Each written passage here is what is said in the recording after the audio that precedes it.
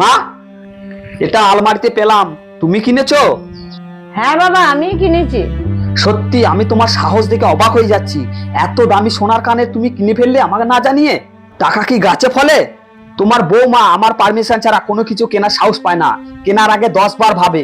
আর আমিও কোনো কিছু কেনার আগে 10 বার চিন্তা ভাবনা করি। আর তুমি হুট করে এত দামি একটা জিনিস কিনে ফেললে। তোমার কি হয়েছে গো? আমি রান্নাঘর থেকে শুনতে পাচ্ছি তোমার গলার আওয়াজ। এমন কি হয়েছে যে মায়ের সাথে এইভাবে জোরে জোরে কথা বলছো? তোমার শাশুড়ির কাণ্ড দেখো, বুড়ো হয়ে মরতে বসেছে, এখনো সোনার কানের পরা সব মেটেনি। মা যদিও কেনে, তাহলে তোমার অসুবিধাটা কোথায়? এত কিছু জানার পরেও তোমার রাগ হচ্ছে না? তুমি জানো এটা কার জন্য কিনেছে? কার জন্য আবার? মা নিজের জন্যই কিনেছে।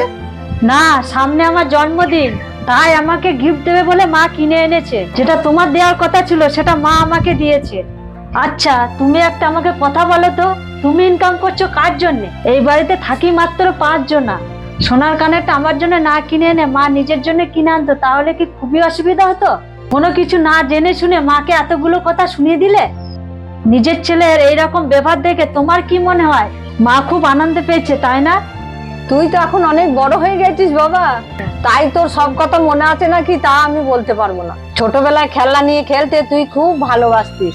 যখন তোকে কোনো মেলা খেলায় নিয়ে যেতাম, তখন তুই খেলনার দোকান থেকে খুব বায়না করতিস, মা এটা কিনে দাও, মা ওটা কিনে দাও।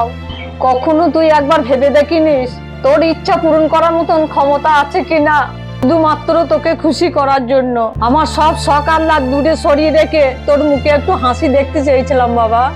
ভাগ্যিস তোর ইনকামের টাকায় আমি নিজের জন্য কিছু কিনিনি, তাহলে লজ্জায় অপমানে আমি মরে যেতাম রে। আজ আমার কাছে একটা কথা পরিষ্কার হয়ে গেল, ছেলে মেয়েরা নিজেদের জন্য সবকিছুই করতে পারে, শুধু বাবা মাদের ইচ্ছা পূরণ করার জন্য তাদের কাছে টাকা পয়সা থাকে না। আমাদের তো বয়স হয়ে গিয়েছে, তাই তোদের কাছে আমরা বোঝা হয়ে গেছি। মা, তুমি আমাদের জন্য এত কিছু ভাবো, আর আমরা তোমাদের জন্য কোনো কিছুই ভাবি না। মা, আমি আমার ভুলটা বুঝতে পেরেছি, তুমি আমাকে ক্ষমা করে দাও। আজ থেকে তোমার যা লাগবে আমি সব এনে দেবো। মা, তুমি তোমার ছেলেকে ভুল বুঝো না, তুমি আমাকে ক্ষমা করে দাও মা।